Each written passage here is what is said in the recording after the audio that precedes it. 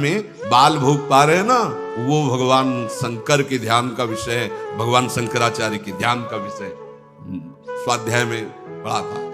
जब एकांत में होते थे तो बाल मुकुंद भगवान अपने सखाओं के साथ जो क्रीड़ा करते हुए, हाँ वनभोज, वो भगवान शंकराचार्य के ध्यान का विषय।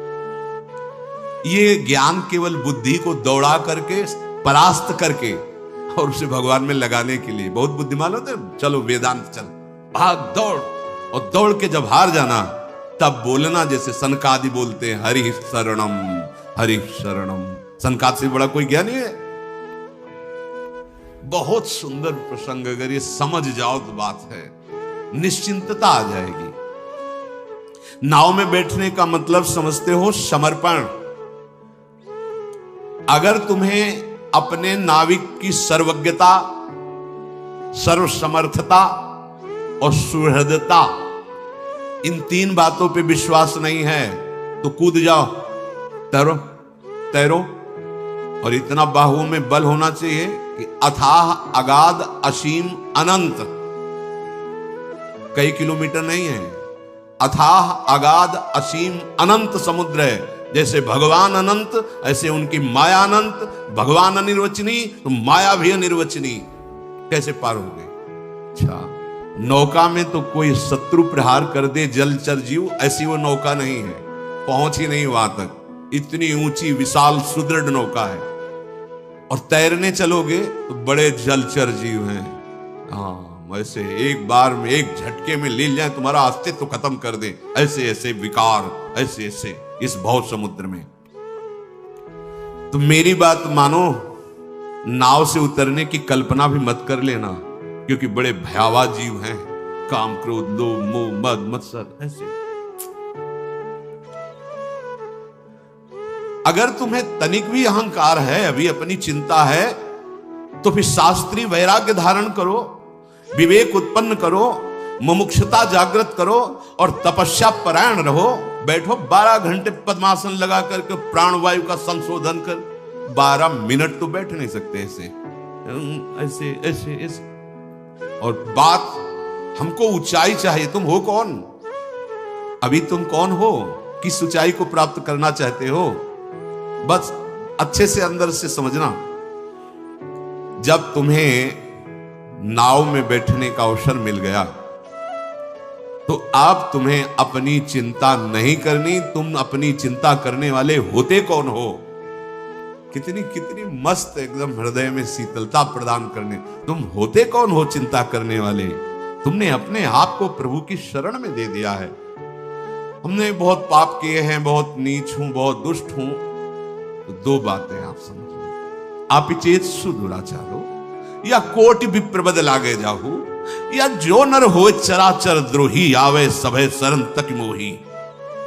इतने बड़े तो नहीं हो ना तुम, बुराई में भी इतने बड़े नहीं हो। जो नर हो चराचर द्रोही, अभी जानते हो नहीं चराचर कितना है, तो द्रोह किससे कर पाओगे?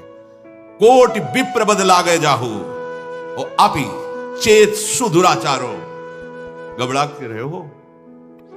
चिंता क्यों कर रहे हो? अब तुम नाव पे बैठ गए हो, भगवद आश्रित हो गए हो। तुम आज से अपने आप को अपने आराध्य देव के चरणों में पूरा का पूरा समर्पित कर दो। छोड़ दो अपना भार उनके ऊपर। ये तर्क वितर्क वाली बातें नहीं है। तर्क वितर्क तो फिर वेदांत से बात करना। ये बैठने की बात है, विश्राम की बात है। अब पायो परम विश्राम, राम समान प्रभु नाही कहूं। अब विश्राम की बात हो रही है। आप अपने को असमर्थ मानते हो या प्रभु को असमर्थ मानते हो? विचार करके देखो तो निर्णय यही निकलेगा कि असमर्थ तो हम ही हैं। तो फिर उनकी समर्थता पर संदेह कैसा है? जब वो कह रहे हैं अपिचेत सुदुराचारों को भी हम महात्मा बना देंगे, कह रहे हैं जो नर चराचर का द्रोह करने वाला उसको भी करो सद्यते साधु समाना, तो उनकी सामर्थ्य पर तुम्हें विश्वास नहीं है क्या? यह तुम्हें अपनी सामर्थ्य पर विश्वास है। सामर्थ्य पे तो कूदो, फिर प्रश्न नहीं बनता कि मेरा भाव नहीं बढ़ रहा। तुम देखो ना, तुम्हारा भाव क्यों नहीं बढ़ रहा? तुम देखो किससे प्रश्न कर रहे हो? बोले भगवान से। हाँ, तो उनके आश्रित हुए। जब आश्रित हो गए तो प्रश्न कैसा बनता है? अब वो क्या भाव लगा कि तुम्हें खरीदे, उनकी बात है। रूपलाल हितांक बिकानी, दोनों बातें नहीं चलेंगी। इसीलिए प्रारंभ सत्संग का हुआ कि बहुत से मार्ग हैं, उनमें दो प्रधान मार्ग कहे गए हैं। चाहे आप योग से भी चलोगे तो ज्ञान की धरा ही आती, समाधि। भक्ति योग बहुत प्रकार के प्रेमों का अनुभव कराने वाला है, दास्य भाव, सख्य भाव, कांता भाव आदि आदि। पहली बात, तुम असमर्थ हो या भगवान असमर्थ हैं, निर्णय करो। बोले नहीं, असमर्थ तो हम ही हैं, समर्थ भगवान है। ठीक है, तो तुम अपना हित जानते हो या भगवान तुम्हारा हित जानते हैं? तुम्हारा परम कल्याण, परम हित किसमें है, ये तुम जानते हो क्या? अगर जानते होते तो अब तक पा गए होते। बोले नहीं जानते, हम तो जिसमें अपना हित समझते उसमें घोर हित हो जाता है। संसार के वैभव में हित समझते हैं, संसार के प्रेम में, प्यार में हित समझते हैं, लेकिन हो जाता है बड़ा अनर्थ। इसका मतलब हमारा समझदारी जो है वो अभी बेसमझ ही है। तो सच्ची समझदारी तो हरि की है ना, आराध्य देव की। उनकी समर्थता सिद्ध है और उनकी समझदारी, सर्वज्ञता सिद्ध है। अब तुम्हें चिंता नहीं करनी, ये मैं नहीं कह रहा हूं, ये मेरे भगवान कह रहे हैं। तेषा महम समुद्धरता मृत्यु संसार सागरात, मैं उसको इस संसार समुद्र से पार कर देता हूं जो मेरे आश्रित हो जाता है। तेषा महम, मैं स्वयं। ए विश्वास तो करो ना, नहीं तो तुम्हारी चिंता, तुम्हारा शोक, तुम्हारी ये नाना प्रकार की कुछ चिंताएं तुम्हें परमार्थ से अलग कर देंगी। अलग कर दिया कितनों को, इसलिए बहुत सुलझो, बहुत सावधान। विशेष बात भगवान कह रहे हैं, तुम्हें बिल्कुल चिंता नहीं करनी, मैं तुम्हें संसार समुद्र से पार करूं। तो तुम्हारी छाती नहीं फूली इस बात से?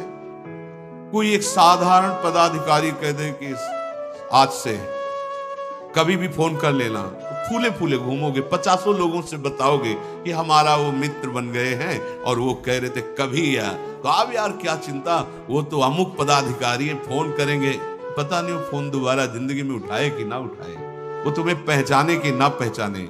पर हमारे भगवान सत्य संकल्प है, कभी भगवान के वचन झूठे नहीं होते, कभी नहीं। भगवान कह रहे तेषा, तेषा किसको?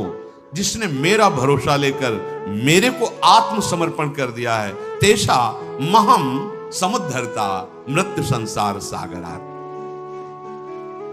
चिंता का स्थान तुम्हारे हृदय में क्यों है? अपनी चिंता का। शरणागत का तो एक ही विषय होता है, अपने शरण प्रभु का चिंतन। आज का उपासक बार बार खोद खोद के देखता है अंकुर जगह कि नहीं जगह। जैसे गेहूं बो दे ना किसान, गेहूं बो करके ऊपर से उसे पाट दिया जाता है, पहाटा लगा दिया जाता है, एकदम लेवल पर छोड़ दिया जाता, और वो दूर से हफ्ता 10 दिन 20 दिन इंतजार करता है, फिर उसको धीरे धीरे अंकुरण दिखाई देता है। अगर रोज खोद के देखने लगे तो बीज ही नष्ट हो जाएगा, अंकुरित होगा ही नहीं। अंकुरण पैदा कहां से हो? सही पूछो तो तुमने अभी बीज वपन ही नहीं किया। बीज वपन, अहंकार समर्पण। फिर देखो कैसे भाव उनके, बड़े बड़े महापुरुषों की बात आंतरिक विश्राम की बात है, आंतरिक विश्राम की बात। गोस्वामी जी ने विनय पत्रिका में कहा, बहुत इतना अमृत में वचन है कि अब जैसे 56 प्रकार के भोग हो तो जिधर पाओ उधर ही प्रियालाल ने भोग पाया ना, ऐसे इन महापुरुषों के वचन जिधर देखो अमृत ही अमृत भरे हैं। बहुत ध्यान से सुनो। कह रहे भरोसो जाही दूसरो सो करो,